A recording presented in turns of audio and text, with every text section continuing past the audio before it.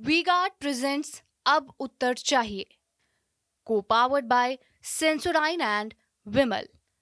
बोलो जुबा केसरी। Sharda university, the world comes together at Sharda. Admissions now open.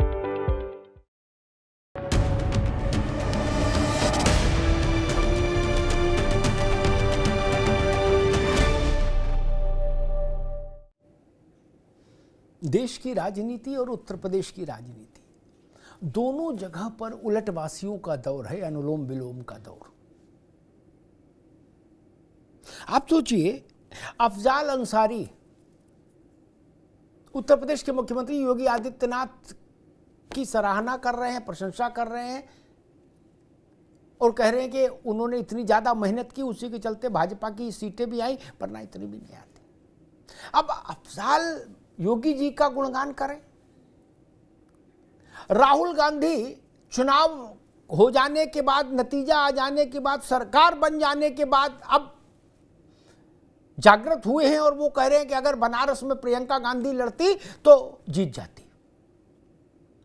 अब सामान्य आदमी पूछ रहा है कि भैया, जब ये ज्ञान आपको रिजल्ट आने के बाद हुआ क्या? और अगर आप इतने ही राजनीतिक तौर पर परिपक्व थे, चीजों को जानते समझते थे, तो तभी लड़ा देना चाहिए था प्रियंका जी को, उन्हें तो खुद ही लड़ जाना चाहिए था। वायनाड और रायबरेली दो जगह से लड़ने की क्या जरूरत थी? यहीं लड़ जाते बनारस। हाथी के पांव में सबका पांव। अजब अजब किस्म की उलटबाजियां हो रही हैं अलग अलग क्षेत्रों में। चंद्रबाबू नायडू और नीतीश कुमार, आप देखिए, 4 तारीख से लेके और मोदी सरकार के बनने तक इंडिया गठबंधन और लगभग सभी विपक्षी दल कह रहे थे कि भारतीय जनता पार्टी ने टोटल सरेंडर कर दिया नीतीश कुमार और चंद्रबाबू नायडू की पार्टी के सामने, और कह रहे थे बैसाखी की सरकार है। लेकिन जैसे ही नरेंद्र मोदी ने मंत्रिमंडल का गठन किया और मंत्रियों को विभाग बांटे, अब फिर उल्टे बास बरेली को अब कहा जा रहा है नीतीश कुमार और चंद्रबाबू ने टोटल सरेंडर कर दिया भाजपा के सामने। अब विपक्ष की उम्मीदें स्पीकर पर लगी थी, वो भी ध्वस्त हो रही है। विपक्ष को लग रहा था कि भाई स्पीकर में ही अड़ जाए नीतीश बाबू और चंद्रबाबू नायडू, लेकिन वहां भी कुछ बात बनती दिखी नहीं विपक्ष की इच्छा के अनुरूप, और माना जा रहा है कि भारतीय जनता पार्टी का उम्मीदवार ही स्पीकर होगा। तो इसलिए बड़ा अजब अजब किस्म की, और जैसे अफजाल अंसारी योगी आदित्यनाथ की तारीफ कर रहे हैं, वैसे ही एक बड़े धरातल पर, पैन इंडिया के धरातल पर आप देखिए, सरसंघ चालक मोहन राव भागवत की सराहना में प्रतिस्पर्धा हो रही है विपक्षी दलों के बीच में। अभी तक आपने विपक्षी दलों के श्रीमुख से संघ की और संघ के स्वयंसेवकों और सत्संग चालक, इन सब की निंदा ही सुनी होगी। ये पहला अवसर है, पता नहीं आकाश में कैसे ग्रह नक्षत्र बैठे, सब कुछ वो हो रहा है जो जिसकी कल्पना कोई नहीं करता था। सरसंघ चालक का अभिवादन और अभिनंदन करने के लिए विपक्षी दलों में होड़ लगी। कह रहे जी भागवत जी ने क्या बोला है, वाह, सच्ची बात बोल दी, भागवत जी की सराहना। इसका मतलब कहीं कुछ बदल रहा है क्या? गाजीपुर से लेके और सरसंघ चालक तक का प्रसंग देख लीजिए, और सरकार बन गई, मंत्रिमंडल बन गया, मंत्रियों को विभाग बंट गए, मंत्रियों ने चार्ज ले लिया, तब राहुल गांधी कह रहे हैं कि बनारस में हम प्रियंका गांधी को लड़ा देते तो हम जीत जाते। क्या राजनीति में इतनी देर से आए सेकंड थॉट्स का कोई महत्व है? अगर आपको अफसोस है कि प्रियंका गांधी को क्यों नहीं लड़ाया, तो 29 में लड़ा लीजिएगा। 29 में रायबरेली और अमेठी और वायनाड छोड़कर उस सीट पर लड़ा दीजिएगा जहां से आपके प्रतिपक्षी दल का सबसे बड़ा नेता लड़ रहा हो चुनाव। ये बात ईमानदारी की होगी, अच्छी होगी, समझ में आने वाली होगी।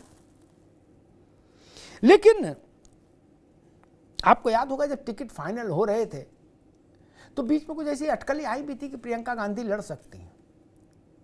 अच्छा, वो कहाँ से लड़ेंगी ये तो खैर विषय अलग है, लेकिन ममता बनर्जी ने उनको सलाह दी थी कि प्रियंका गांधी को बनारस से लड़ाना चाहिए, और वामपंथी दलों ने राहुल गांधी को सलाह दी थी कि आपको वायनाड छोड़ के बनारस जाना चाहिए, वहां से लड़ना चाहिए। लेकिन न तब प्रियंका जी ने ममता जी की सलाह मानी और न राहुल गांधी ने वामपंथी दलों की सलाह मानी कि वायनाड से मत लड़िए, वायनाड में क्या करोगे आके, यहाँ तो हम हैं, आप जाओ बनारस में लड़ाओ नरेंद्र मोदी के खिलाफ। लेकिन तब राहुल गांधी ने भी इस बात को नहीं माना। वो यूपी आए तो, लेकिन बनारस तक नहीं गए, रायबरेली में ठहर गए। वायनाड से चल के यूपी तो आए, लेकिन जो सलाह उनको उनके वामपंथी दलों मित्र दलों ने दी थी उसको राहुल गांधी ने स्वीकार करने का साहस नहीं दिखाया, और ना प्रियंका जी ने उस सलाह को स्वीकार करने का साहस दिखाया जो पश्चिम बंगाल की मुख्यमंत्री और तृणमूल की सर्वे सर्वा ममता बनर्जी ने उनको दी थी कि जाओ और बनारस में चुनाव लड़ो नरेंद्र मोदी के खिलाफ। तब भाई और बहन में से दोनों में से किसी ने अपने सहयोगी मित्रों की इस सलाह पर गौर नहीं किया। लेकिन अब राहुल गांधी को लग रहा है कि गलती हो गई, शायद हम लड़ जाते या लड़ा देते प्रियंका गांधी को तो इतिहास बना देते। अब बनता नहीं बनता, क्या बनता, ये तो भविष्य की बात है। जब वो घटना घटी ही नहीं तो फिर काल्पनिक प्रश्न है। लेकिन राहुल गांधी ने ऐसा कहा क्यों, ये एक बड़ा सवाल तो है। हमारे साथियों ने इन्हीं सब उलटबाजियों पर एक रिपोर्ट तैयार की है, उस रिपोर्ट को देखिए, फिर मेहमानों से परिचय कराएं और फिर बहस में चलते हैं।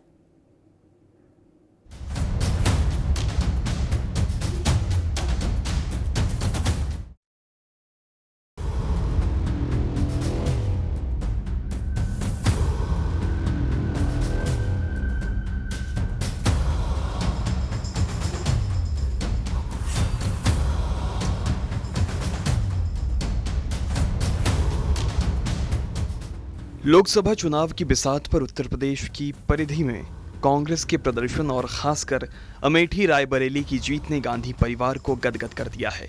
वहीं मंगलवार को गांधी परिवार इस जीत का आभार जताने और कार्यकर्ताओं के साथ जश्न मनाने पहुंचा। इसी बीच कार्यकर्ताओं को संबोधित करते हुए राहुल गांधी ने अयोध्या के साथ साथ वाराणसी पर बड़ा बयान देते हुए कहा कि प्रियंका लड़ जाती तो मोदी हार जाते। वाराणसी में जान बचा के निकले हैं प्रधानमंत्री, और मैं आपको कहता हूं और बहन से कह रहा हूं, अगर ये लड़ जाती वाराणसी में, अगर ये लड़ गई होती तो आज हिंदुस्तान के प्रधानमंत्री 2-3 लाख वोटों से वाराणसी का चुनाव हार जाते। दरअसल 2019 वाराणसी से 4,79,000 वोटों के अंतर से जीतने वाले मोदी की जीत का आंकड़ा इस बार घटकर 1,52,000 रह गया। वहीं अयोध्या सीट के जरिए भी विपक्ष लगातार वाराणसी को लेकर तंज कर रहा है। 27 में जब चुनाव होगा तो भारतीय जनता पार्टी का पूरी तरह सफाया हो जाएगा, और वो यूं तो हमारी शक्ति बढ़ी है। माननीय राष्ट्रीय अध्यक्ष अखिलेश यादव जी के नेतृत्व में आज 37 सीट है, और उनके वोटों में छेड़खानी न हुई होती तो हमारे 50-55 के उसमें आए। फिलहाल देश में तीसरी शक्ति के रूप में समाजवादी पार्टी आई है। हमारे नेता के प्रति, माननीय अखिलेश के प्रति इस देश और प्रदेश के लोगों का विश्वास बढ़ा है, और ये विश्वास दिनों दिन बढ़ता जाएगा और भारतीय जनता पार्टी के प्रति विश्वास घटता जाएगा। इधर राहुल गांधी ने पीएम मोदी पर निशाना साधा तो उधर अफजाल अंसारी के भाई और गाजीपुर से सांसद अफजाल अंसारी ने कहा कि मोदी का जादू खत्म हो गया। वहीं सीएम योगी की तारीफ में तकरीर करते हुए अफजाल ने कहा कि सीएम योगी ने संभाल लिया। अरे भैया, संभाल दिया योगी आदित्यनाथ है। मोदी का जादू खत्म हो चुका है। आप बताओ, मोदी जहां से चुनाव लड़े बगल में चंदौली नहीं बचा, गाजीपुर नहीं बचा, मछली शहर नहीं बचा, 3 तरफ से बनारस घिरा हुआ है, तीनों सीट हार गए। और मीडिया हमारा कहता था कि मोदी जब लड़ते हैं तो उनकी हवा जो है पूरे पूर्वांचल में और उसके बाद बिहार में और बंगाल तक चली जाती है। लेकिन वो तो अंतिम चरण में योगी आदित्यनाथ ने बनारस में आकर के एकदम खूंटा गाड़ करके इस बात का प्रयास कर दिया और अपने लोगों को तेज किया कि किसी भी सूरत से मोदी जी को जिता देना है। और नहीं, यकीन मानिए, मोदी जी भी चुनाव हार गए होते अगर इतना मजबूती से योगी आदित्यनाथ न। लोकसभा चुनाव परिणाम के बाद विपक्षी खेमे में अब नई बिसात बिछती दिख रही है। कभी वो संघ प्रमुख मोहन भागवत की सराहना कर रहे हैं, तो कभी नीतीश नायडू को स्पीकर पद के लिए उकसाते दिखाई दे रहे हैं, तो अफजाल अंसारी योगी की तारीफ कर रहे हैं। बहरहाल, लोकसभा चुनाव के परिणाम के बाद राहुल गांधी ने वाराणसी और प्रियंका को लेकर जो दावा किया है, उसने सियासी गलियारों में नया घमासान मचा दिया है। ऐसे में सवाल यही है कि अब ऐसा दावा कर रहे हैं राहुल गांधी, तो तब प्रियंका गांधी को क्यों नहीं लड़ाया चुनाव? सवाल ये भी है कि अब इस दावे के मायने क्या हैं? इन सब उलटबाजियों का मतलब क्या है? लगाई बुझाई हो रही है। होता ना ये कई बार कोशिशें जो दिखती हैं उनके पीछे का मंतव्य दूसरा होता है कि भाई कुछ विघटन हो जाए, कुछ भी खराब हो जाए, कुछ टकराव हो जाए, उसके लिए भी ऐसी कोशिशें होती हैं। लेकिन मेहमानों से मैं आपका परिचय कराऊं और बहस में उतरूं उससे पहले एक छोटा सा अवकाश, एक विज्ञापन है, जरा उसको देख लीजिए। Where the software engineer meets the cool UI UX designer meets the gifted content writer to create the big dream. The world comes together at Sharda University. So where are you?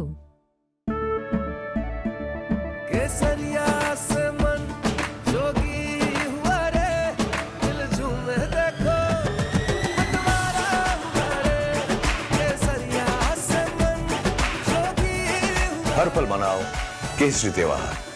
विमल, बोलो जुबान केसरी। हाँ शुक्ला जी, भिजवाना सिर्फ UltraTech ही। मान गया बेटा, पर UltraTech ही क्यों?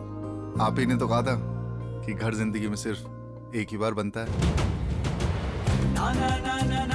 घर एक, मौका एक, इसलिए सीमेंट भी देश का number 1। UltraTech, India's number 1 cement. झंझनाहट से जल्द आराम पाएं सेंसोडाइन रैपिड रिलीफ के साथ।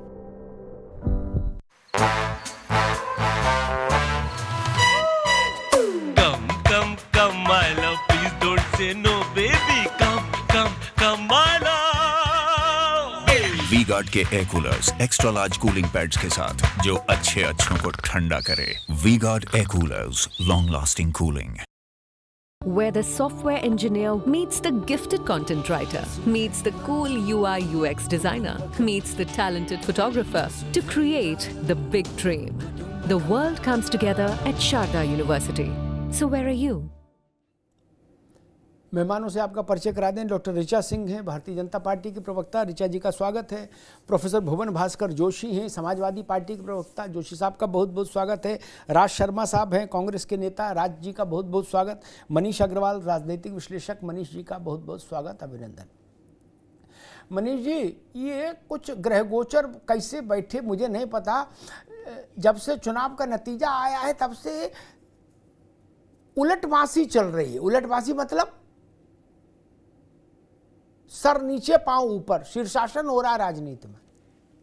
अफजाल अंसारी योगी जी की तारीफ कर रहे, कांग्रेस वाले भागवत जी की तारीफ कर रहे। नहीं, राहुल गांधी जी कह रहे कि वो तो समझ में नहीं आया, वरना बनारस से प्रियंका गांधी लड़ जाती तो प्रधानमंत्री हार जाते। ये तब वो कह रहे हैं जब रिजल्ट आ गया, सरकार बन गई, मंत्रिमंडल गठन हो गया, मंत्रियों ने कार्यभार संभाल लिया, तब वो जागृत हुए और उनको समझ में आया कि प्रियंका गांधी को लड़ना चाहिए था। अब सामान्य आदमी पूछ रहा, भैया फिर लड़ाए क्यों नहीं और खुद क्यों नहीं लड़े? जब आपको ऐसी सलाह दी थी ममता बनर्जी ने कि बनारस से लड़ना चाहिए प्रियंका गांधी को, तब क्यों नहीं माना? मनीष अग्रवाल, ये हो क्या रहा है?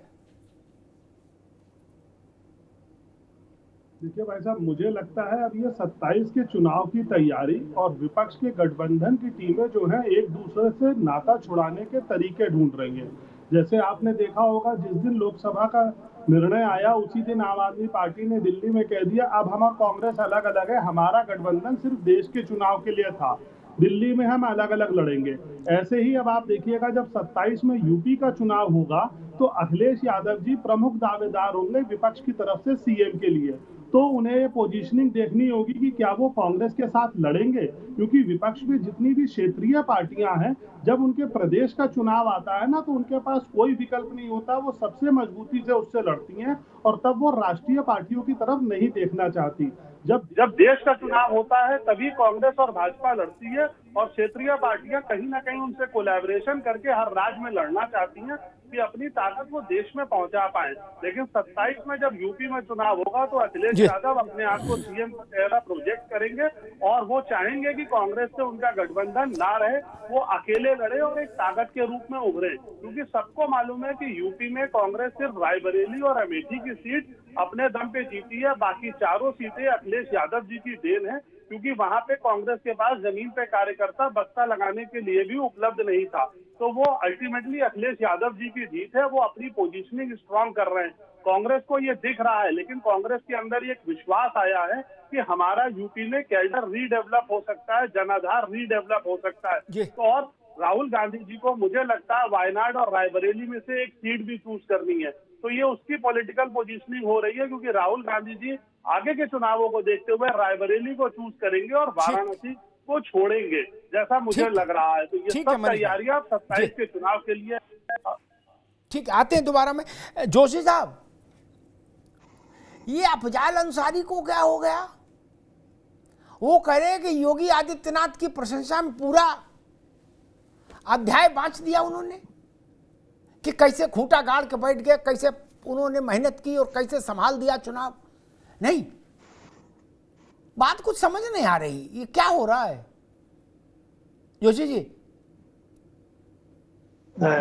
अमिताभ जी, आज आपके चैनल में जो बहस चल रही है जी, उसमें भूत की भी बात हुई है जो माननीय राहुल गांधी जी ने करी है, और चुनावी विश्लेषक के रूप में बैठे एक साथी ने भविष्य की बात कही है। और मैं अपने अनुभव के आधार पर 3 दशक के, मैं तो वर्तमान में जीता हूँ जी, और जो वर्तमान में जीता हूँ तो मैं पाता हूँ उत्तर प्रदेश के 30 करोड़ लोगों ने समाजवादी पार्टी को जिम्मेदारी दी है कि 2027 में भारतीय जनता पार्टी का आपको सूर्यास्त करना है, और 140 करोड़ लोगों ने जो हमें मुख्य विपक्षी दल बनाकर भेजा है, तीसरे नंबर की पार्टी बना के भेजा है, तो हमारी जिम्मेदारी बनती है युवाओं के प्रति, किसानों के प्रति, मातृशक्ति के प्रति, और हमारी जिम्मेदारी वो तो ठीक है, सबके प्रति जिम्मेदारी बढ़ी है, बनी है, लेकिन अफजाल का मसला क्या है वो भी तो समझना पड़ेगा ना। जिम्मेदारी तो ठीक है। जी जी, मेरे को लगता है कि जब से हमें जिम्मेदारी मिली है पार्टी स्तर पे, मुझे बड़ा सौभाग्य मिलता है कि आपका आशीर्वाद, स्नेह मुझे हमेशा मिला है, और हम भविष्य में मैं आशा करता हूँ, महादेव से प्रार्थना करता हूँ कि मुझे भविष्य में भी ये मिलता रहेगा। मैंने आज तक किसी भी नेता के व्यक्तिगत बयान पर कभी टिप्पणी नहीं करी है। मैं केवल माननीय अखिलेश यादव जी के बयान को पार्टी का बयान मानता हूँ, मैं इसी लाइन पे चलता हूँ, इसलिए मेरी उस बारे में कोई टिप्पणी नहीं। ठीक ठीक जोशी जी, आपने बिल्कुल ठीक बात कही, कम से स्ट्रेट फॉरवर्ड लाइन तो ली, लेकिन भाई अंसारी परिवार और योगी आदित्यनाथ, पूर्वांचल का हर आदमी जानता है इक्वेशन। ऋचा उतने आगे पूर्वांचल में नहीं, लेकिन इलाहाबाद में है, जहां से पूर्वांचल का द्वार है जो, तो किसी को पच नहीं रहा क्या अफजाल अंसारी ये हुआ क्या? इसीलिए मैंने कहा उल्टे बास बरेली को। खैर, राज शर्मा साहब जी, 2 बातें बड़ी वो हैं। सामान्य आदमी भी कह रहा है कि भाई ममता बनर्जी ने कहा था कि प्रियंका को लड़ाओ बनारस, तो सब लोगों ने ममता बनर्जी पे हमला कर दिया, कांग्रेसियों ने, बोले फंसाना चाहती है हमको, कांग्रेस गांधी परिवार को फंसाना चाहती हैं, हम लड़ेंगे तो सेफ सीट से लड़ेंगे। वाम दलों ने राहुल जी से कहा जब वो वायनाड पर्चा भरने गए हुए, यहां तुम क्यों आए हो, तुमको बनारस जाना चाहिए लड़ने, वहां संभालो, यहां तो हम वहीं संभाल ही लेंगे बीजेपी को। तो अब अचानक से जब सब काम निपट गया, बिटिया विदा हो गई, टेंट वाले टेंट ले गए, बर्तन ले गए, सब पेमेंट हो गए, सब घर में झाड़ू बुहारू हो गई, तो उनको याद क्यों आ रही है गुड्डी की जगह मुन्नी की शादी करते तो बेहतर रहता? नहीं, ये वैसी बात नहीं हो गई। ये याद आना तो उसी वक्त आना चाहिए था जब भावना नहीं पड़ी थी, तो गुड्डी की जगह मुन्नी को बैठालते। नहीं,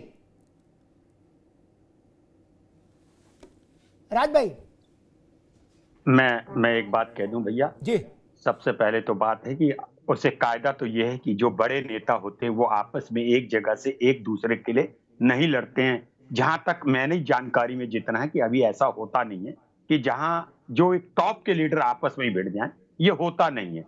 अब आ जाए कि आप भूत की बात कोई नहीं कर रहा है। प्रोसन कौन, आपने कहा ना गुड्डी की शादी होती या मुन्नी की शादी होती, मैं आपसे कहना चाहता हूं कि जब शादी हो जाती तो उसके बाद चर्चा जरूर होती है कि अगर इसकी इससे कर देते तो अगर इसकी इसके कर देते तो सही रहता। ठीक इसी प्रकार मैं आपकी याद है, पहले तो मैं एक बात कहना चाहता, आप बहुत प्यारे हो, वाकई आपकी हंसी भी बहुत प्यारी है और आप सबके प्यारे हो। बस लोग पसंद करते हैं, मुझसे लोग दिन में 50 लोग कहते हैं। चलिए आगे बढ़ता हूं। धन्यवाद। आप इस बात को मानिए, आपने एक बार मैं आप ही के संग बोल रहा था तो आपने कहा था नहीं राज बाबू, जीत 20,000 की और जीत 4.5 लाख की, बहुत अंतर है राज बाबू, आपने कहा था।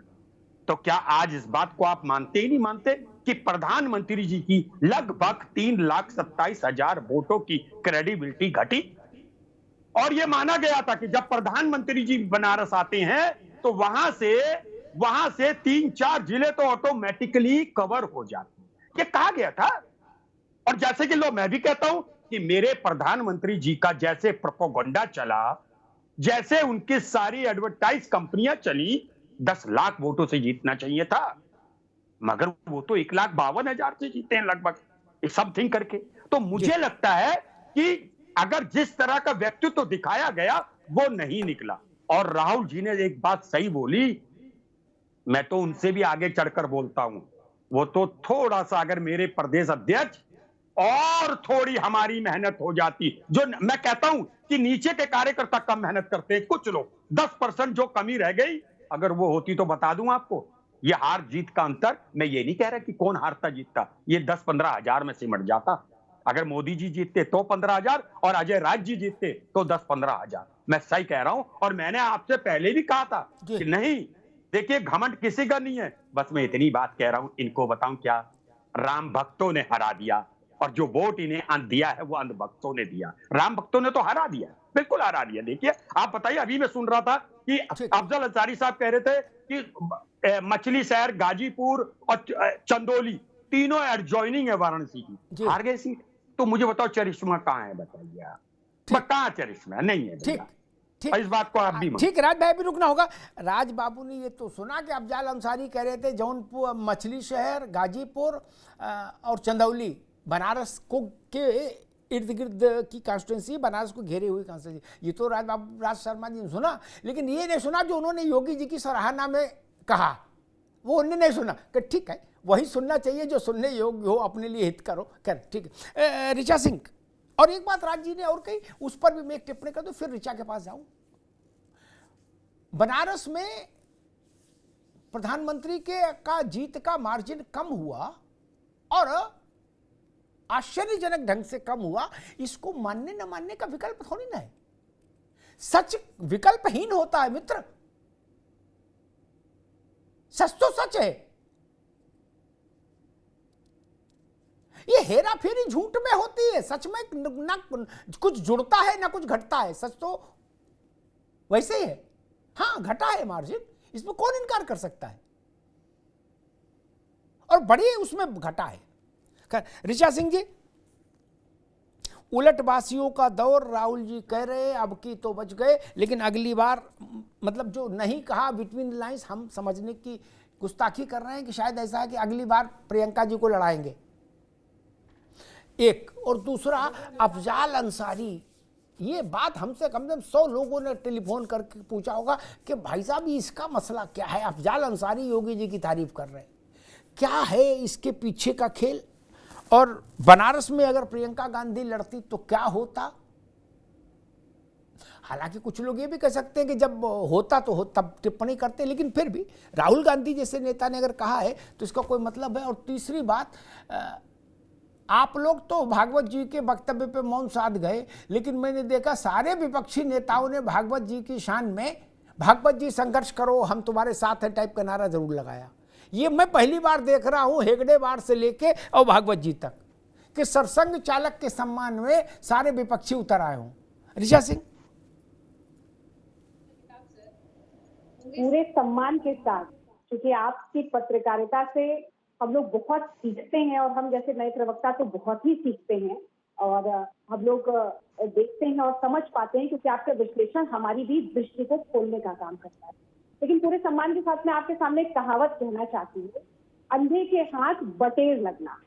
कांग्रेस पार्टी के साथ भी वही हुआ है कि अंधे के हाथ में बटेर लग गई है और जो परिणाम उत्तर प्रदेश में आए हैं, इस परिणामों की अपेक्षा स्वयं कांग्रेस पार्टी ने नहीं की। और राहुल गांधी जी अपने आप में एकमात्र ऐसे नेता हैं पूरे देश में जो चुनाव की प्रक्रिया खत्म हो जाने के बाद, परिणाम आ जाने के बाद चुनाव की स्ट्रेटेजी की चर्चा करते हैं। और राहुल गांधी जी जब इस स्ट्रेटेजी की चर्चा करते हैं तो ये भूल जाते हैं कि कांग्रेस पार्टी अपने इतिहास की सबसे कम सीटों पर 2024 में चुनाव लड़ी है, मात्र 378 सीटों पर पूरे देश में, जो अपनी पॉपुलैरिटी का इस समय दावा करते थक नहीं रहे हैं। वो ये बात नहीं बताते कि आखिर क्या कारण था कि कांग्रेस पार्टी को पूरे देश में 378 सीटों पर सिमट जाना पड़ा, क्योंकि उनको अपने नेतृत्व पर भरोसा नहीं था। ये वही कांग्रेस पार्टी है जिसको उत्तर प्रदेश में 17 सीटों पर चुनाव लड़ने के लिए कैंडिडेट नहीं मिले। लेकिन साथ ही मैं ये भी कहना चाहती हूँ कि देखिए, जो उत्तर प्रदेश के परिणाम आए हैं, ये इसमें कोई तरीके का कंफ्यूजन नहीं है कि राहुल गांधी जी या अखिलेश यादव जी की नेतृत्व और पॉपुलैरिटी से प्रभावित होकर, उनकी नीतियों से प्रभावित होकर ये परिणाम नहीं आए। ये परिणाम जरूर भारतीय जनता पार्टी हमारी अपेक्षा के अनुरूप हुई है। हम इसकी समीक्षा कर रहे हैं और आपने अपने पिछले एपिसोड में बताया भी था कि किस तरीके के क्या कारण है जो परिणाम उत्तर प्रदेश में देखने को मिले। जरूर हमारे लिए समीक्षा का विषय है, लेकिन अगर इंडी गठबंधन को इस बात का मुगालता हो गया है अति उत्साह में कि ये परिणाम कोई उनकी पॉपुलैरिटी, उनकी नीति, उनकी नेतृत्व के आधार पर मिले हैं, तो बहुत जल्द ही उनका ये जो अहंकार है, जो सर चढ़कर बोल रहा है, वो टूट जाएगा और ये अति आत्मविश्वास भी आपको इसका आने वाले दिनों में परिणाम देखने को मिल जाएगा, जिसकी चर्चा आपने शुरुआत नहीं की थी कि किस तरीके से इंडी गठबंधन अब अलग अलग होने की तैयारी कर चुका है, क्योंकि ये हर चुनाव में वोटों के तुष्टीकरण के लिए, वोटों के ध्रुवीकरण के लिए बिना किसी विचारधारा के आधार पर एक साथ आते हैं और चुनाव परिणाम बीत जाने के बाद ये वापस अपने घरों को लौट जाते हैं और अपने गठबंधन को छोड़ देते हैं। लेकिन एनडीए जो कि 2014 में भी 2019 में भी बीजेपी की पूर्ण बहुमत आने के बावजूद आदरणीय मोदी जी के नेतृत्व में एक मजबूत और सफल सरकार चलाई, उसने 2024 में विपक्षी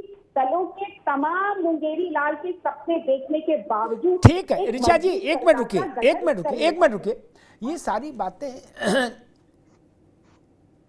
सारी बातें सैद्धांतिक हैं। मैंने एक व्यवहारिक प्रश्न पूछा, दो बातें पूछी। एक, अफजाल अंसारी योगी आदित्यनाथ की प्रशंसा क्यों कर रहे हैं? ये सामान्य बात नहीं, भुवन भास्कर जोशी कर भी सकते प्रशंसा, क्या? लेकिन अंसारी परिवार का इतिहास भूगोल हमको भी पता, आपको भी पता, प्रदेश को भी पता, और योगी जी के साथ उनका क्या समीकरण वो भी सबको पता। आज से नहीं, मऊ में दंगा हुआ तब से योगी आदित्यनाथ ही थे जिन्होंने मुख्तार के खिलाफ मोर्चा खोला था जाके। तो वो तारीफ क्यों कर रहे हैं, ये व्यवहारिक प्रश्न। और दूसरा व्यवहारिक प्रश्न ये कि बनारस में ऐसी चूक क्यों हुई? बनारस बलिया नहीं था, गाजीपुर नहीं था, फर्रुखाबाद नहीं था, बदायूं नहीं था, बुलंदशहर नहीं था, बनारस था। वहां ऐसी चूक क्यों हुई? बुलंदशहर में हो जाए समझ में आती है कि गफलत हो गई, बनारस में कैसे हो गई? दो प्रश्न ऋचा जी। देखिए अमिताभ सर, ये बात बिल्कुल सही है कि उत्तर प्रदेश में भारतीय जनता पार्टी ने जिन परिणामों की अपेक्षा की थी वो परिणाम हमारी अपेक्षा के अनुरूप नहीं आए, लेकिन किसी एक कारण को परिणाम का कारण बताकर पल्ला झाड़ लेना ये भारतीय जनता पार्टी की संस्कृति और चुनावी रणनीति का हिस्सा नहीं है। हमारी संगठनात्मक स्तर पर इसकी समीक्षा चल रही है और हम गहन स्तर पर इसकी समीक्षा कर रहे हैं और हम परिणामों को जानने की कोशिश कर रहे हैं कि क्या कारण हुए जो इस तरीके के परिणाम उत्तर प्रदेश में देखने को मिले।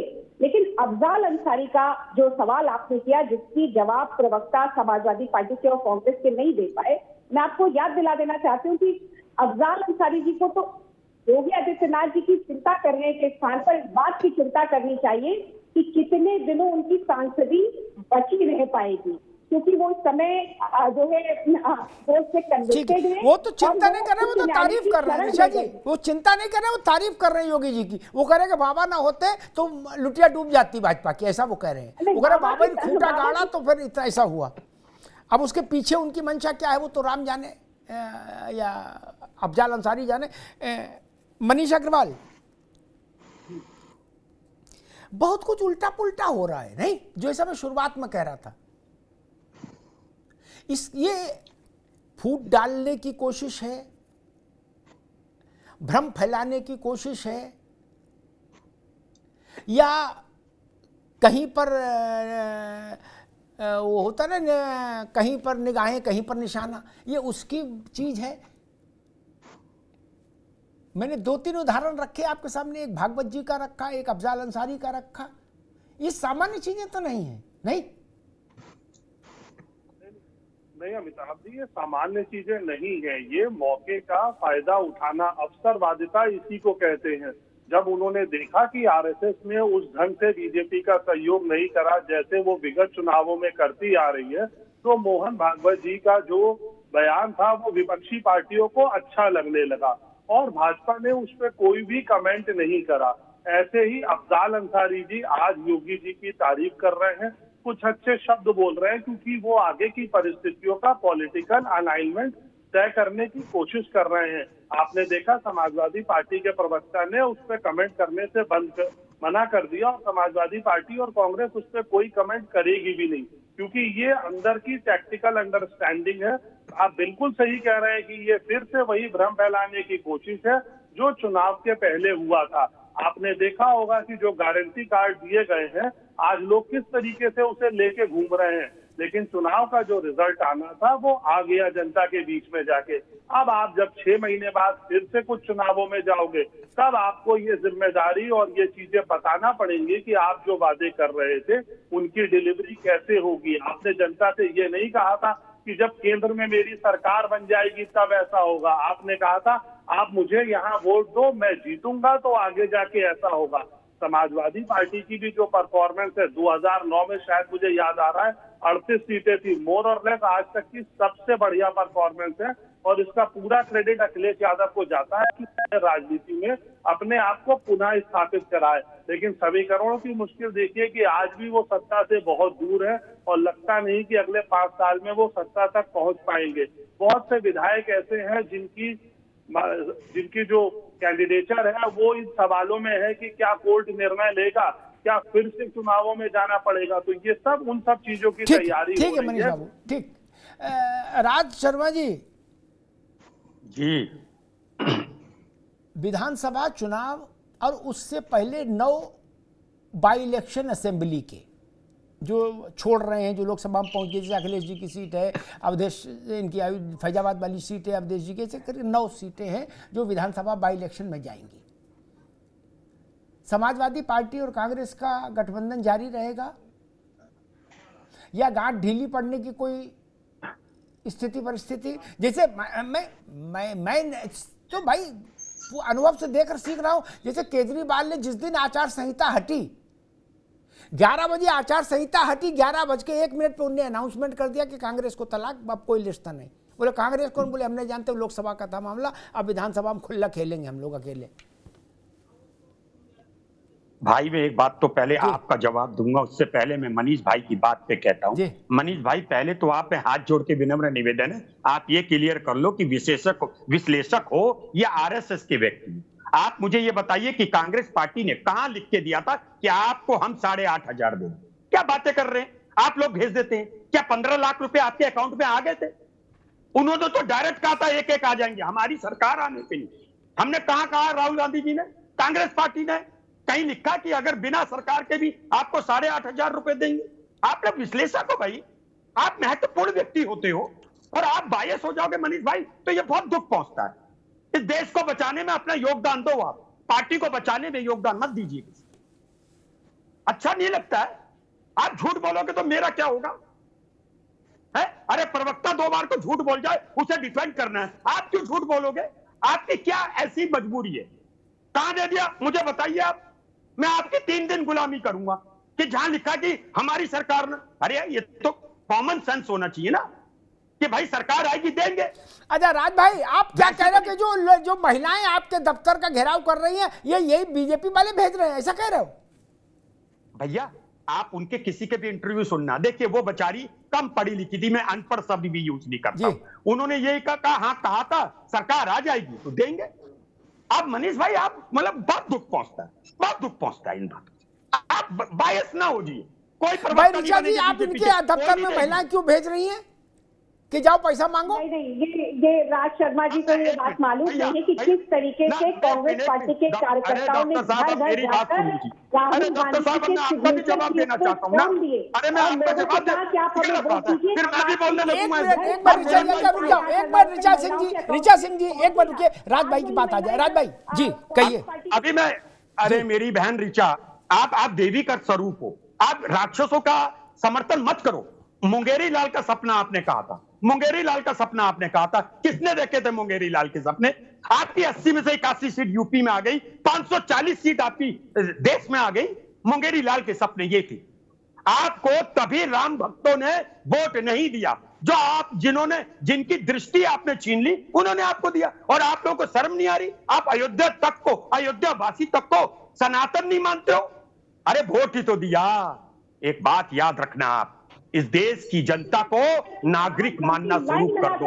ये जो प्रजा मानना शुरू कर दिया आपने, आप लोग खत्म हो जाओगे। और याद रखना, मेरी बात सुनना, मैं ऋचा बहन, मैं एक बात सुनिए, मैं बहनों से ज्यादा जिरा करना पसंद नहीं करता हूं, लेकिन मैं एक बात कहना चाहता हूं, बहन आप देवी का स्वरूप हो, आप इन राक्षसों का साथ देना बंद करो। आप देवी का स्वरूप हो, क्यों नहीं मानते हो इस बात को? आप लोग जानते हैं आपकी कार्यकर्ता और नेता लोगों की महिलाओं के सवालों पर पार्टी कार्यालय में ताला लगाकर आप बात कीजिए, आप सामना करिए, समझाइए। जिस तरीके से आप झूठ बोल रहे थे कि देश का संविधान खतरे में है, उस तरीके से आज आप फिर से जाकर महिलाओं को सच क्यों नहीं बताते जो आपकी कार्यालय से बाहर बड़ी लाइन लगाकर खड़ी हुई है और आपसे ये पूछ रही है कि आपने जो वादा किया था के बाद वोट देने के बाद 8,500 रुपए प्रत्येक महिला को हर घर की मिलेगा, वो 8,500 रुपए या वो 1 लाख महीना आखिर कहाँ गया? और एक बार आपको देना चाहिए, लेकिन आप लोग कांग्रेस पार्टी के दफ्तर में ताला लगाकर बात रहे हैं। आप जो वाराणसी का सपना देख रहे हैं, क्योंकि अंधे के हाथ में पटेल में जाती तो यही होता है। अगर उसका दुश्मन भी अच्छा काम करे, अगर वो अच्छा काम कहेगा, और जो आप जैसे लोग होते हैं वो प्रधानमंत्री मोदी जी ने सबका विकास किया और विश्वास को अरे सुनो, लेकिन राहुल गांधी जी ने बनकर वोट किया, जो संविधान के खतरे में बता रहे थे, जिन्होंने बार कांग्रेस पार्टी ने सबसे ज्यादा इतिहास में संविधान के खतरे में डालने का काम किया है। आप लोगों ने महिलाओं को झूठ बोला कि आप हमें वोट दीजिए, हम आपको 8,500 रुपए देंगे, और आप बिजली पर किस तरीके से बेशर्मी से इस बात को कह रहे हैं कि हमने कब कहा था राहुल गांधी के हस्ताक्षर। दोनों लोगों को रोकूंगा, दोनों मित्रों को रोकूंगा, राज भाई को भी, ऋषा जी को भी। जोशी साहब के पास चलूंगा। जोशी जी अब आपका टाइम आ गया। आपके गठबंधन, ऋचा रुकिएगा, आपके सहयोगी दल ने कहा उत्तर प्रदेश में कि हम अफजाल अंसारी ने जो कहा उसके साथ खड़े होते हैं और उसको सैल्यूट करते हैं योगी जी को। ठीक, आपने कहा मैं टिप्पणी नहीं करूंगा। अब तो मामला पेचीदा हो गया। नहीं भाई, जब कांग्रेस ने अफजाल अंसारी को कह दिया यस माय डियर, तो मामला तो पेचीदा हो गया। और मैं ये समझ नहीं पा रहा कि संजय राउत कह रहे कि योगी जी का सम्मान करते थे, करते हैं, करते रहेंगे, बाबा का दर्जा बहुत ऊंचा है। कांग्रेस कह रही योगी जी का सम्मान बहुत ऊंचा है, और वही बात अफजाल भी कह रहे। तो मुझे लग रहा है सब कह रहे तो आप भी कही दो, छोड़ो जाने दो, हटाओ, कहाँ झगड़े में पड़ोगे। नहीं भाई, घर में 4 लोग हैं, 3 बोली दिए तो फिर क्या है बाकी। नहीं भाई, उद्धव की पार्टी भी आपके अलायंस में है, कांग्रेस तो मुख्य दल है ही।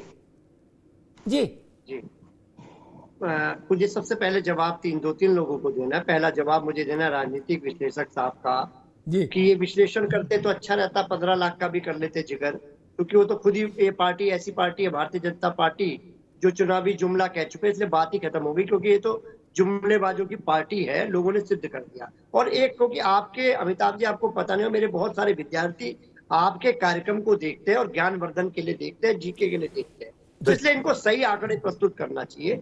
मैं क्योंकि लॉ का स्टूडेंट हूँ और पॉलिटिकल साइंस का स्टूडेंट हूँ, तो इन्होंने एक जानकारी गलत दी, जो हमारे विद्यार्थी पास होने वाले होंगे वो भी फेल हो जाएंगे। 2004 में सर्वश्रेष्ठ प्रदर्शन हुआ था कांग्रेस समाजवादी पार्टी का, जब हमारे 36 MP आए थे, 35 उत्तर प्रदेश से थे और 1 उत्तराखंड से आई थी। और आज तक के समाजवादी पार्टी के इतिहास का ये सर्वश्रेष्ठ प्रदर्शन है। 37 हमारी सीटें आई। आप अपनी विश्लेषण को देख लेना, आपने गलत करने का काम करा। और आदरणीय प्रवक्ता साथी ने भारतीय जनता पार्टी हमको अहंकारी बोलने का काम करा। मैं उनको बहुत विनम्रता से कहना चाहता हूँ, ये हमसे उम्र में छोटी है, मैं इनसे बता दूं, 400 पार का नारा ही अपने में अहंकार होता है, 80 में से 80 सीटों का नारा भी अहंकार होता है। और जनता ने तय कर दिया है आपकी स्थिति क्या है, विनम्रता से जनादेश को स्वीकार करें। और अभी आपकी पॉलिटिकल आयु भी थोड़ा कमी है, हम लोग तो 30 साल से इस काम में भाई साहब के साथ, अग्रवाल साहब के साथ रस्सा कसी में लगे हुए हैं। तो अभी आप इस तरह की अहंकारी भाषा बोलेंगे तो फिर निश्चित तौर पे आपको भी अहंकार का क्या ये देश करता है, ये देश सब बर्दाश्त करता है। मेरा जो राजनीतिक और सामाजिक अनुभव है, ये देश अहंकार को बर्दाश्त नहीं करता। इस बार भी अहंकार को जवाब देने का काम करा। और आदरणीय अमिताभ जी, आपसे विनम्रता पूर्वक कहना चाहता हूँ, मेरा आप ट्रैक रिकॉर्ड उठा लीजिएगा। मैंने माननीय अखिलेश यादव जी की लाइन पे, माननीय सांसद डिंपल यादव जी की लाइन पे तो कोई बात कही होगी, लेकिन मैंने अन्य किसी बड़े से बड़े नेता की बात पर कोई बात नहीं कही। मैं उनको व्यक्तिगत विचार मानता। ठीक है, लेकिन खैर कम से कम कांग्रेस ने गाजीपुर में प्रवेश कर दिया और उन्होंने कहा भाई अफजाल ने जो बात कही वो बिल्कुल ठीक कही। तो ये एक बड़ा टर्निंग पॉइंट है। कांग्रेस गाजीपुर तक पहुंच गई, अंसारी जी के फाटक पे। जोशी जी देख के चलो भाई, ये सियासत है मित्र। मुलायम सिंह जी राजीव गांधी से मिलके गए थे, राजीव गांधी को भरोसा कुछ और दिला दिया है, और लखनऊ पहुंचे तो कर कुछ उल्टा दिया। राजीव गांधी यहाँ हाथ पे मतलब खाली हाथ रह गए। तो ये तो सियासत है। कांग्रेस अगर मुख्तार अंसारी के घर पहुंची है तो किसी सोच समझ के पहुंची होगी कि भाई उनका अफजाल ने जो कहा वो उसका समर्थन करो। खैर, जोशी साहब ने अहंकार की बात कही। आज सब लोग कह रहे हैं, बहुत सारे लोग इंडिया अलायंस में भी कुछ दल कह रहे हैं कि 400 पार का नारा नहीं देना चाहिए था। लेकिन मैं व्यक्तिगत तौर पर इससे सहमत नहीं। जो इम्तिहान में उतरता है वो ये कहता है कि मैं सारे नंबर 500 का पर्चा है तो 500 नंबर लाऊंगा, इसमें क्या समस्या है? ये अहंकार नहीं है क्या? अखिलेश जी ने नहीं कहा था? पहले उन्होंने कहा था 79 सीट जीतेंगे, फिर उसके 10 दिन बाद उन्होंने 1 सीट बढ़ाई, उन्होंने कहा वो 79 नहीं, अब 80 जीतेंगे। अगर समाजवादी पार्टी 80 सीट जीतेगी ये कह रही है और वो अहंकार नहीं है, तो अगर भाजपा बोल रही है कि हम 80 में 80 जीतेंगे तो अहंकार क्यों होगा? नहीं। हास्यास्पद तो हो सकता है कि भाई मान लीजिए कि कोई छोटी पार्टी ऐसे इच्छा रख दे तो लोग उस पर हंस सकते हैं, लेकिन वो भी अहंकार तो नहीं होगा। जोशी साहब, लोकतंत्र में सबको अधिकार है ये कहने का। भाई अखिलेश जी ने कहा ना कि आप 80 में 80 जीत रहे हैं, बोले आप बनारस भी हार रहे हैं, कुछ नहीं, सारी सीट। भाजपा वाले भी कहते थे 80 में 80 जीत रहे।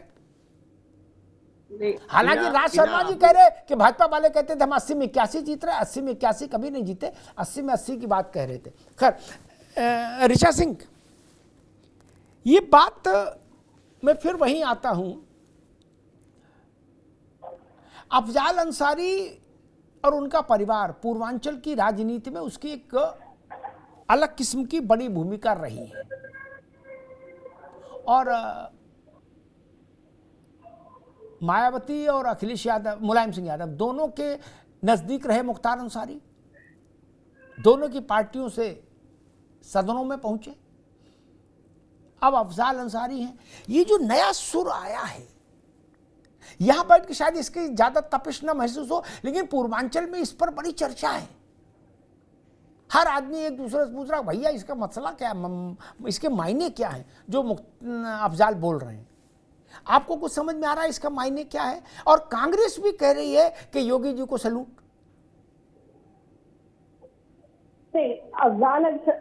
अफजाल अंसारी जी को तो आदरणीय अमिताभ सर, मैं आपसे शुरू में भी कही कि उनको अपनी चिंता करनी चाहिए। योगी आदित्यनाथ जी पर बयानबाजी करके वो अपने ऊपर ध्यान आकर्षित करना चाहते हैं, लेकिन उनको चिंता इस बात की करनी चाहिए कि आदरणीय उच्च न्यायालय से किस तरीके के निर्देश आएंगे और क्या निर्णय आएगा, उसके बाद उनको अपनी सांसदी की चिंता करनी चाहिए। लेकिन मैं समाजवादी पार्टी के प्रवक्ता का जवाब देना चाहती हूँ, भुवन भास्कर जोशी जी का, जो अहंकार बता रहे थे।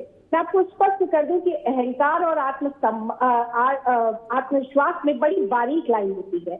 अहंकार वो होता है जो समाजवादी पार्टी को हुआ है और समाजवादी पार्टी को लग रहा है कि हमारे नेता और हमारी नीति के नेतृत्व में हमने ये जीत हासिल की है। रही भारतीय जनता पार्टी की बात, तो भारतीय जनता पार्टी ने पूर्व में परिणाम दिए थे और एक विद्यार्थी जो कि टॉप करने के लिए इम्तिहान दे रहा होता है वो अपना टारगेट बड़ा रखता है। हमने अपना टारगेट जरूर बड़ा रखा था और मैं आपको ये भी बता दूं, क्योंकि हमने अपना टारगेट बड़ा रखा था, हम टॉप करने वाले थे, हमको डिस्टिंक्शन मार्क्स मिले, इसलिए हमें थोड़ी सी निराशा है। लेकिन वो विद्यार्थी जो हर बार लगातार फेल होते चले आ रहे थे, अगर वो पास हो गए हैं, चाहे वो इंडी गठबंधन हो, आपकी कुल मिलाकर जितनी सीटें हैं उससे ज्यादा भारतीय जनता पार्टी की अकेले सीटें आई हैं। तो आत्मविश्वास का होना ये किसी भी दल के लिए, और विशेषकर वो दल जो कि दुनिया का ऋचा जी एक मिनट एक सप्लीमेंट, ऋचा समाजवादी पार्टी तो 92 से बनी हुई पार्टी। आप तो एक मिनट जोशी साहब, एक मिनट ऋचा सिंह, प्रधानमंत्री ऋचा सिंह जी एक रुकना होगा आपको। एक छोटा सा प्रश्न, ये भाजपा किस आधार पर कह रही है कि उत्तर प्रदेश में समाजवादी पार्टी और कांग्रेस के अलायंस ने जो 37 इनकी और 6 उनकी 43 सीट पाई हैं, ये नेता और नीति की जीत नहीं है? ये कोई लॉटरी से तो सीटें आई नहीं कि लॉटरी खेली और उससे सीट निकल आई, नहीं।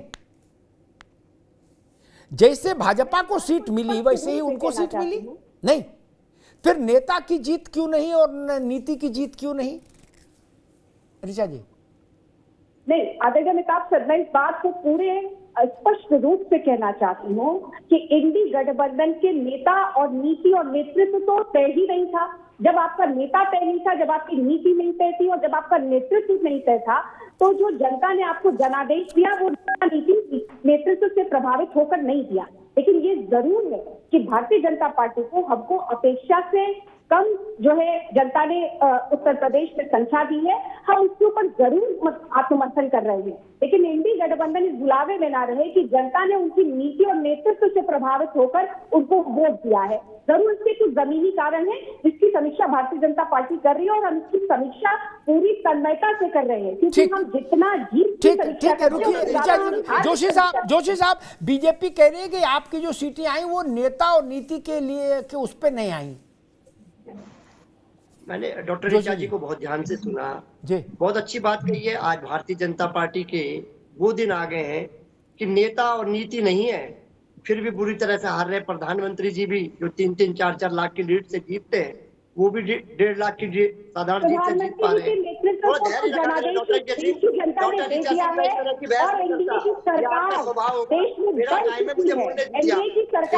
ऋचा जी अभी रुक, अभी केवल जोशी जी की आवाज। ऋचा अभी रुक जाइए, ऋचा प्लीज अभी रुक जाइए, अभी केवल जोशी जी की आवाज।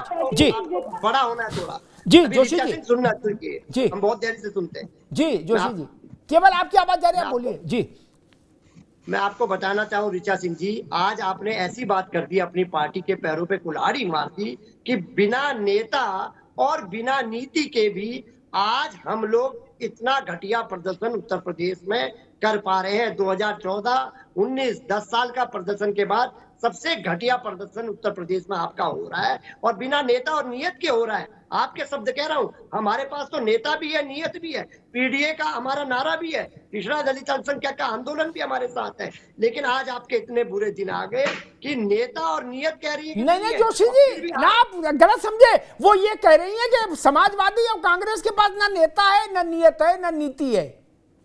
जी, मैं उसी विषय को कह रहा हूं। इन्होंने आज अपनी पार्टी को इतना छोटा मान लिया है कि नेता, नीति और नियत न होने के बाद भी हार रहे हैं, इन्हीं के शब्दों में। जबकि हमारे पास तो नेता भी है, नीति भी है और नियत भी है, तभी तो हराया हमने इनको। लेकिन आज इनको अपना आकलन करना पड़ेगा कि ये किस स्थिति में आ गए। ऐसे पार्टी से हार रहे जिनका न नेता, न नीति और नियत, ये कहाँ खड़े हैं? ये जमीन पर भी है या जमीन के नीचे धंस गए हैं? इनको आत्मचिंतन करना पड़ेगा। अमिताभ जी, हम तो विनम्रता पूर्वक थे, लेकिन हमारी डॉक्टर ऋचा सिंह ने बोला कि आप अहंकार में, अहंकार के शब्द तो हमको अमिताभ जी अहंकार का ए नहीं आता। आप जानते हैं हमारी प्रकृति को, हम तो विनम्रता पूर्वक जनादेश को करते ना। हम 400 की बात कर रहे थे, अब इन्होंने ही देश में नारा दिया, अब उसका बचाव करते फिर रहे।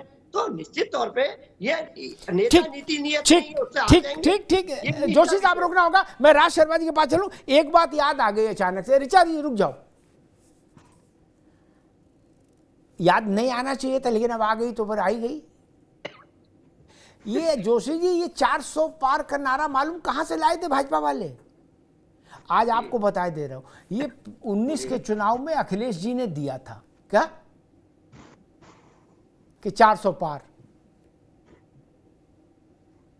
वहीं से तो ये लोग लाए। तो जब उनने कहा था 400 पार क्या, तो वो तो 400 सीटों पर लड़ नहीं रहे थे 19 में। तो जब वो नारा दे सकते तो इनने सोचा भाई हम तो लड़ ही रहे 500 सीटों पर, हम तो दे सकते नारा, हम क्यों नहीं दे सकते? नहीं भाई, ऐसा नहीं हो सकता कि वो ठंडा पिए तो ठीक और ये ठंडा पिए तो खराब। ऐसा तो नहीं चलेगा, नपना तो एक ही रहेगा। अखिलेश जी ने भी कहा था कि 400 पार, ठीक। और अभी भी अखिलेश जी कह रहे थे कि 400 पार नहीं, 400 हार। तो जब आप इनकी हारने घोषणा कर रहे थे, जीतने घोषणा कर रहे थे, वो तो बात बराबर हो गई मेरे ख्याल से। नहीं,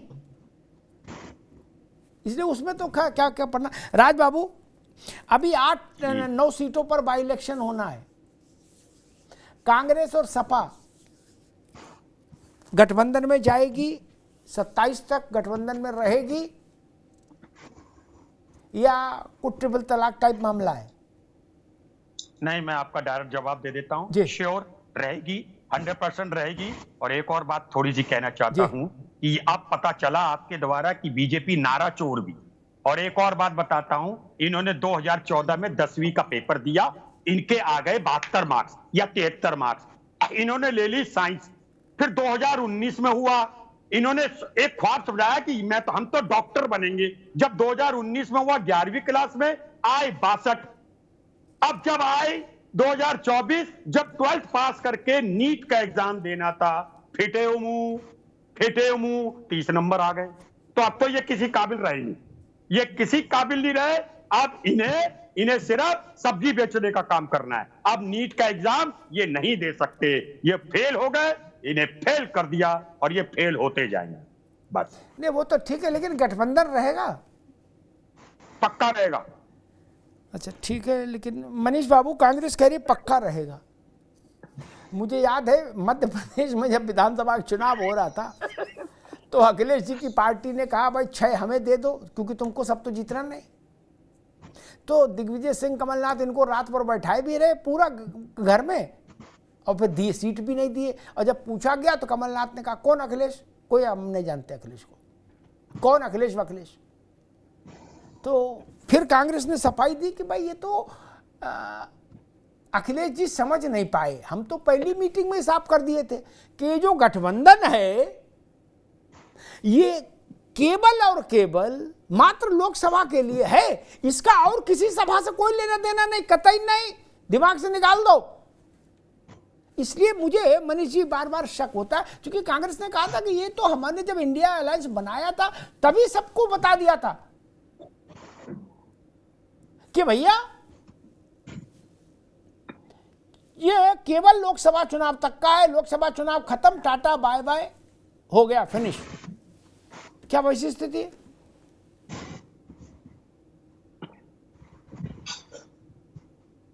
भाई म्यूट का कुछ चक्कर कर लिया क्या? जी। रीजनल पार्टीज कभी भी राष्ट्रीय चुनाव के अलावा प्रदेश के चुनाव में कोलैबोरेशन नहीं करना चाहती। इसी वजह से ममता जी ने नहीं करा, इसी वजह से कांग्रेस फ्रेंडली फाइट में आम आदमी पार्टी के पास थी, साथ थी, और उससे बड़ी पार्टी होकर पंजाब में उभर के आई। यही इसकी टेस्टिंग होगी कि ये कोलिशन कहाँ तक चलेगा। 27 तो बहुत दूर की बात है, जैसे अभी आप कह रहे थे कि 9 विधानसभा सीटों का जब उपचुनाव होगा ना, तो जो आंसर अखिलेश यादव जी को मध्य प्रदेश में मिला था, वो आंसर यहाँ पे कांग्रेस के लिए बिल्कुल फिट बैठता है। एक छोटा सा जवाब मैं राज शर्मा जी के लिए ऐड करना चाहूंगा। मेरे बड़े भाई हैं, इन्होंने कहा कि मैंने गलत स्टेटमेंट दिया, लेकिन राहुल गांधी जी ने जो प्रॉमिस करे थे, क्या जनता ये उम्मीद करेगी कि ये प्रॉमिस हिमाचल प्रदेश में, कर्नाटक में और तेलंगाना में तो कम से कम लागू हो जाएंगे, जहां उनकी सरकार है, और बीजेपी के समक्ष एक उदाहरण पेश करेगी कि देखिए हमारे बड़े नेता ने जो कहा था, जहां पे हमारी सरकार थी हमने वहां पे आपको दिया, और जब हमारी सरकार और राज्यों में और देश में आएगी तो हम वहां भी देंगे। जी ठीक बात। राज शर्मा साहब, बड़ी बात कही है मनीष जी ने कि क्या जहां कांग्रेस का शासन है, कर्नाटका, हिमाचल और कहाँ बताया, उन राज्यों में कांग्रेस 1 लाख रुपया साल महिलाओं के खाते में डालना शुरू कर देगी 1 जुलाई से। खटाक खटाक खटाक।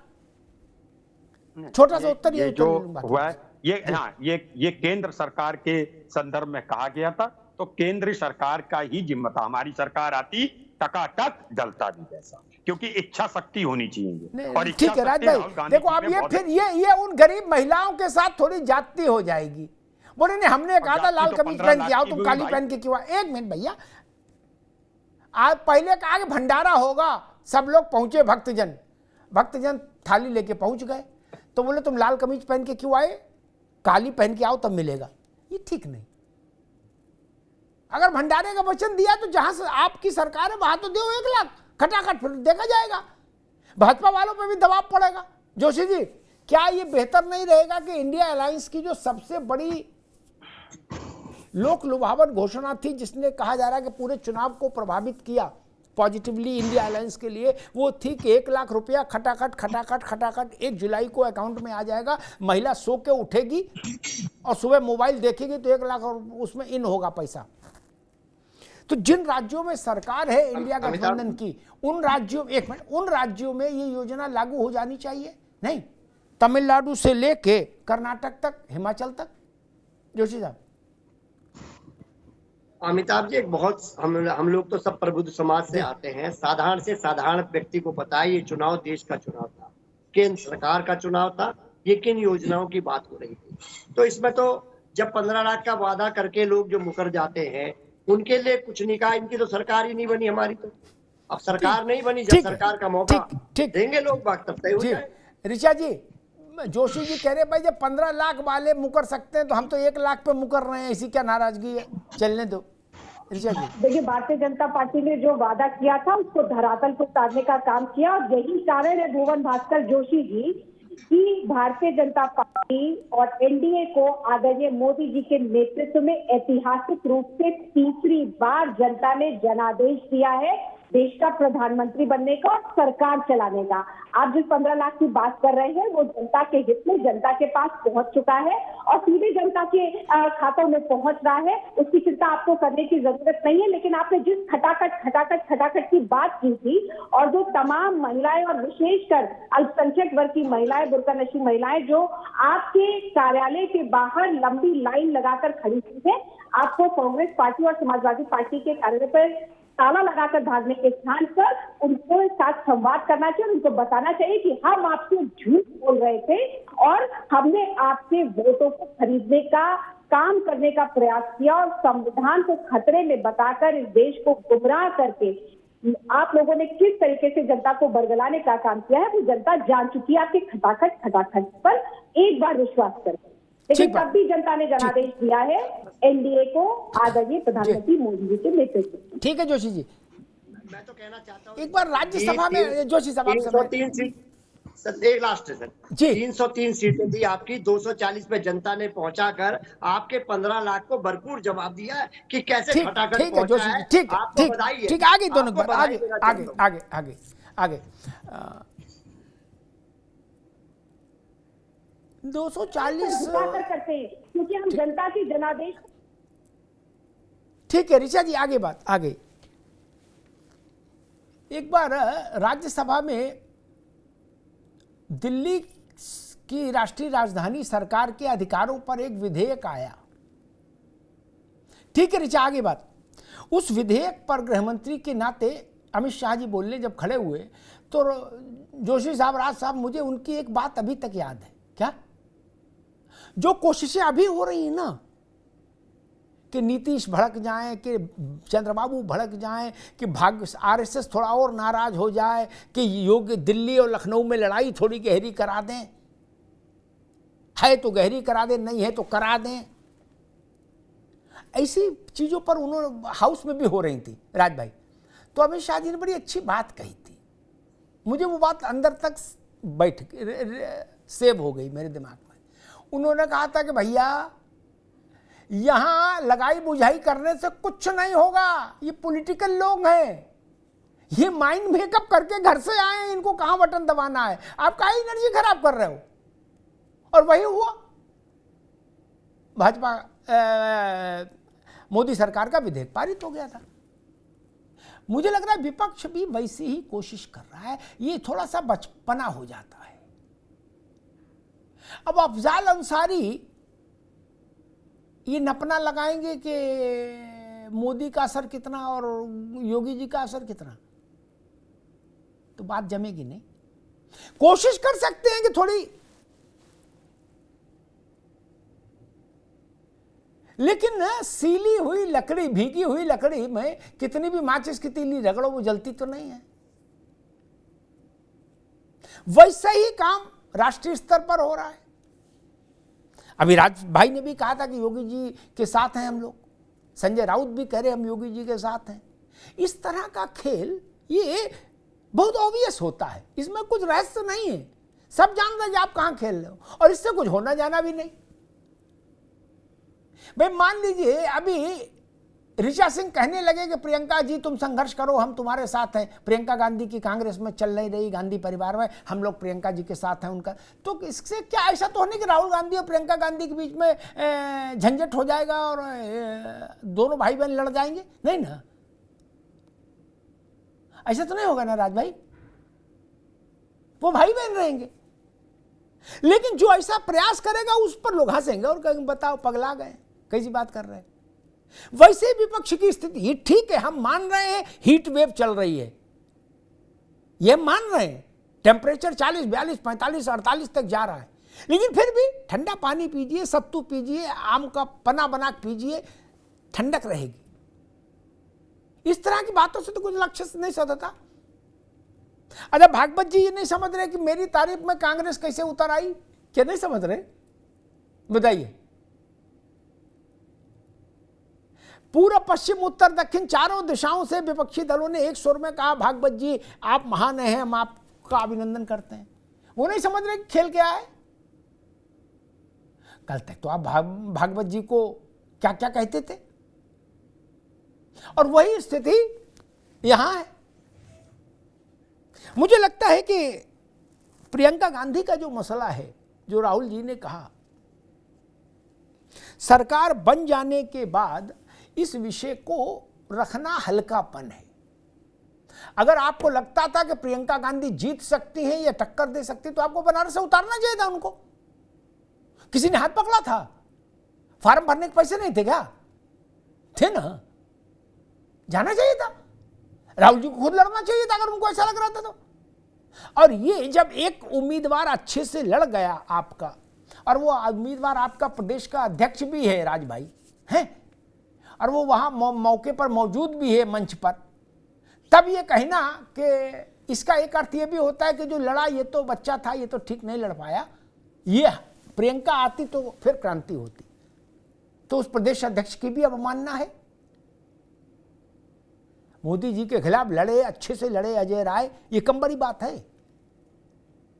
आपने भरे मंच पे उनकी भी नाक कटा दी, अजय राय की भी। एक भी बार अपने भाषण में राहुल गांधी ने अजय राय का उल्लेख नहीं किया। क्यों?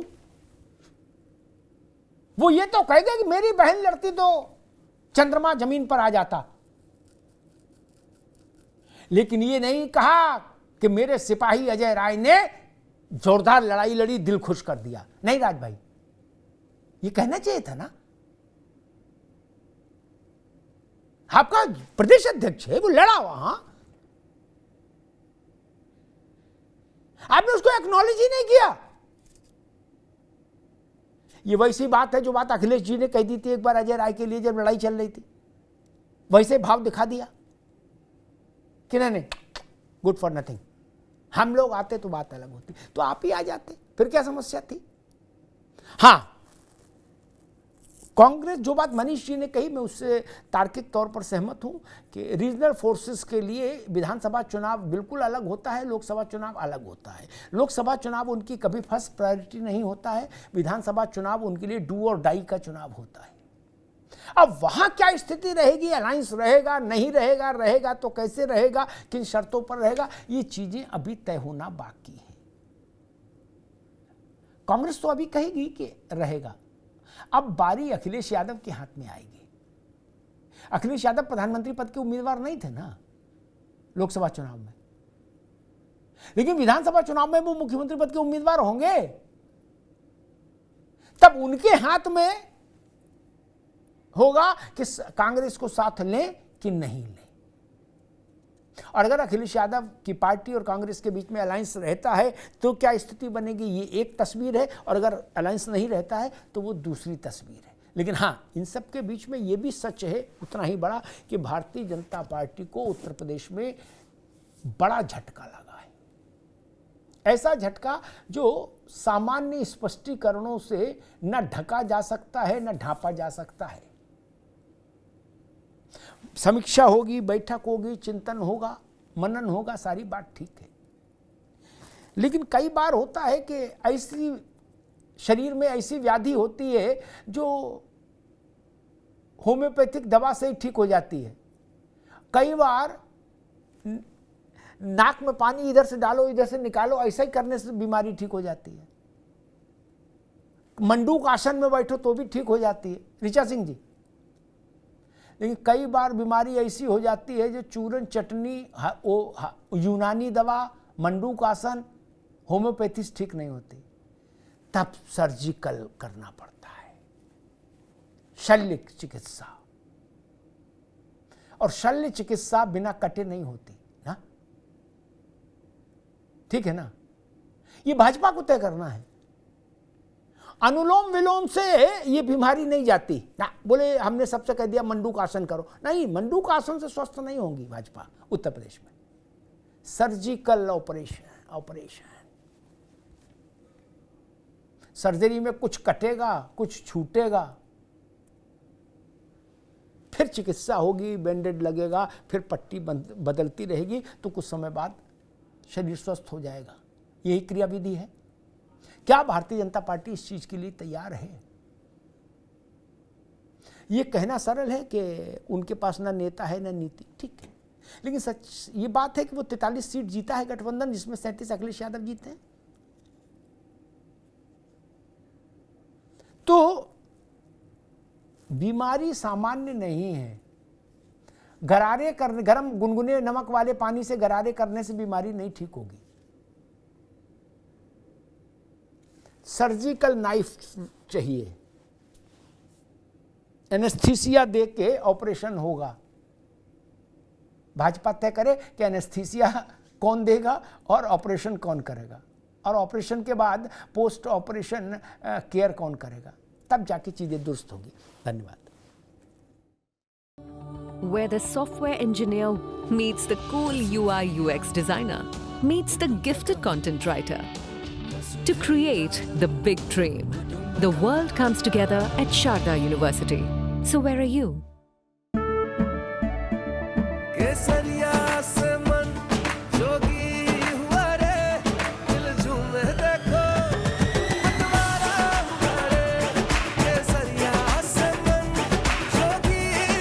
सफल बनाओ केसरी त्योहार।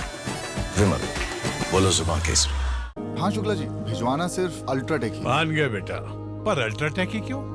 आप ही ने तो कहा था कि घर जिंदगी में सिर्फ एक ही बार बनता है। घर एक मौका एक, इसलिए सीमेंट भी देश का number 1। UltraTech, India's number 1 cement. झंझनाहट से जल्द आराम पाएं सेंसोडाइन रैपिड रिलीफ के साथ।